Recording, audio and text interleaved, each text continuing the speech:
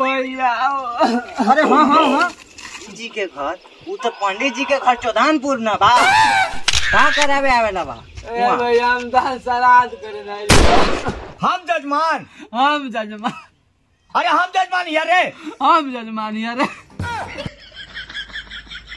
अरे तू आए हो अपने पिताजी के श्राद्ध कराने ना। अरे तू आए हो अपने पिताजी को श्राद्ध कराने। हम आए अरे हम लोग पंडित जी आए रे। अरे हमने पंडित जी अरे पंडित जी हम आए रे। पंडित जी हमार माल तो कमल का बोली रे बाप के ना श्राद्ध करावे के बा पंडित जी हमार बाप के श्राद्ध करावे। अरे तू 1 घंटा से सुरती बनावत है आज बड़ा शांतो शांत लगत बा। अरे भाग भोसड़ी आनी आई कब आई तुम्हें कुछ सुना थो रे। अरे कोई रोवल के आवाज आवत हो। अबे इधर का देखा तुम वहाँ देख वो रोड मेहरारू रहा उतना कहीं भागा लो कर मेहरारू ऐसा रोतो हो देख आवे देख मगर मामला कुछ गड़बड़ी लगत हो कि गंभीर हो तो। भैया अरे हाँ हाँ हाँ दुख बैठाए आइल बा सॉरी ना दुख बतावे आइल बा तू पैंट काहे खोलत रे ओके कुछ और कर दिन भर उहे सोच जाला का होइलक भैया पंडित जी के घर में का पंडित जी के घर वो तो पंडित जी के घर चौधानपुर न बा। भैया मजाक मार का करावे आवेला बा भैया हम दान श्राद्ध करे नहीं। अरे बा हमार श्राद्ध करावे हाँ भैया हम श्राद्ध करे हम माई भेजले बता श्राद्ध करे। अबे जीते जीते हमन के श्राद्ध करेबे का बाबूजी ने मरलो बाबूजी के तो सबके मुंह देवत जाऊं हाँ मार के मार जीते जीते ही श्राद्ध कराओ तो हमन के बैठे आयो बड़ी मार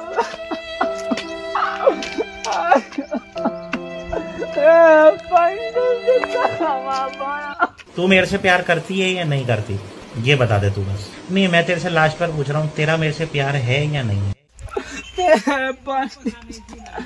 पंडित जी आनी तूफान फुफान कौन बारे एक ही भाभी का बम रामचंद्रा पंडित जी रामचंद्रा देखे में तो लागत रहे बन रहा रे। पंडित तो के हमार मैया बनैले हो मैया हमरा काहे बनले रे तू तो गया बेटे हमार बाबूजी मर गए उनका श्राद्ध कराएगा ती हमार माई बनैले हो तो। रामचंद्रा सुना तोहार बाबूजी के ये जंग श्राद्ध कर देती और वहाँ आत्मा का शांति मिल जाए। हमार बाबूजी वही जान मरल तू बड़ा मैं जब श्राद्ध कर देता बाबूजी का आत्मा की शांति मिल जाए। रामचंद्रा हाँ पंडित सुन तोर गांव में हम उतना दूर कैसे जाए सुनिए जैसे गोड़ में घाव होला ना हाँ पंडित अब इतना बढ़न के गोलियां मिलला उ मुँह बगल खइबे तहाँ ठीक हो जाइबे। हाँ तो तोर मैया के श्राद्ध अरे ना तोर बाबूजी के ना हाँ पंडित तोर बाबूजी के श्राद्ध यहाँ ही हम कर देत हई तू चिंता मत कर अब हम जैसे जैसे कहब हाँ पंडित अब वैसे वैसे तू बोली है। ठीक है पंडित हाँ आराम से बैठ ठीक है बैठ जो जजमान दी पंडित बड़थिया मारिए पूरा एक सामने आइए अब जैसे जैसे हम बोलेंगे हाँ पंडित वैसे वैसे बोलिएगा। ठीक है पंडित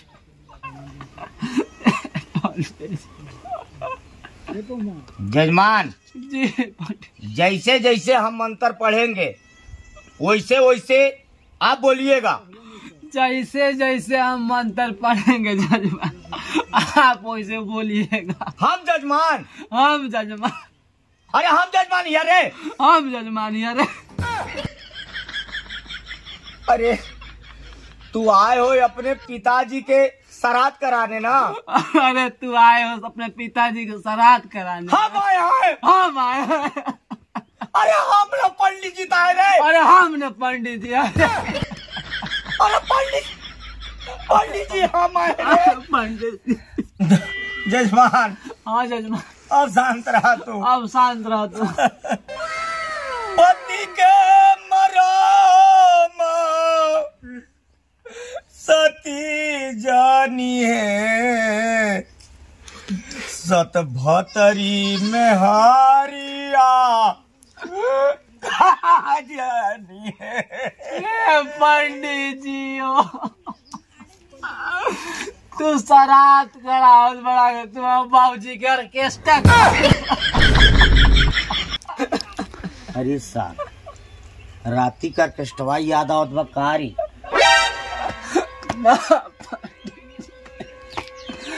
पंडित इनो नाचत है ऑर्केस्ट्रा में। जजमान अरे गलती से हो गए, थोड़ा सा इसे बैठा, ये बगल हो जाए, ये बगल आओ। अब ऐसा सरकार बढ़िया जैसे जैसे हम बोलो, जैसे जैसे हम बोलो वैसे वैसे तू पढ़िया, वैसे वैसे तू पढ़िया। ओम ओम ऐन ऐन क्लीन क्लीन चमुंडाए चमुंडा बीचे बीचे। अरे अरे इस साला ही तो बीचे बीचे जात मारे। अरे साला इतना बीचे भी जाता है। फिर से दोहरावो थी। फिर से दोहरावो थी। ओम ओम ऐन ऐन क्लीन क्लीन चमुंडाए चमुंडा बीचे बीचे। नमः नमः। जजमान जजमान एक काम करा, एक काम तू करा। तोहार बाप के श्राद्ध हम करब, तोहार बाप के श्राद्ध हम करब, लेकिन कैसे? ऐसे सुनिया। ऐसे सुनिया। अरे एक दिन नदी के तीरे जाते रही धीरे धीरे। एक दिन नदी के तीरे जात रहे हम धीरे धीरे। तोहार माई के देखली, तोहर हम माई के देखली। अरे सुंदर शरीरिया अगिया में जोर हो राम। सुंदर शरीरिया अगिया में जार। उठे बढ़िया। ना हम बाबूजी के ना श्राद्ध करा। बाबूजी का अरे अरे तू तो बाद में हमरा याद दिवावल है। अरे तू हमरा बाद में ना याद दिवावल है। अरे हमरा ले, अरे हमरा ले। तू अपन बाप के श्राद्ध करावल बे। तू अपन बाप के श्राद्ध करावल। अरे रामचंद्रा। अरे रामचंद्रा। हम रामचंद्रा ही। हम रामचंद्रा ही। ए जजमान। ए जजमान।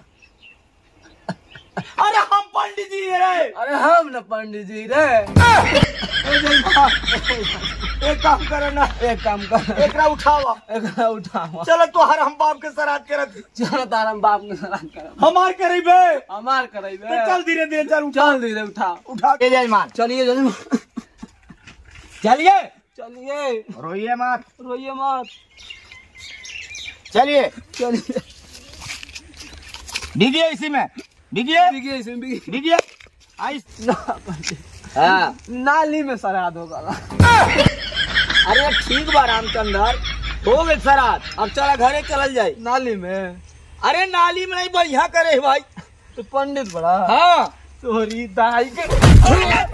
अरे रुक गए।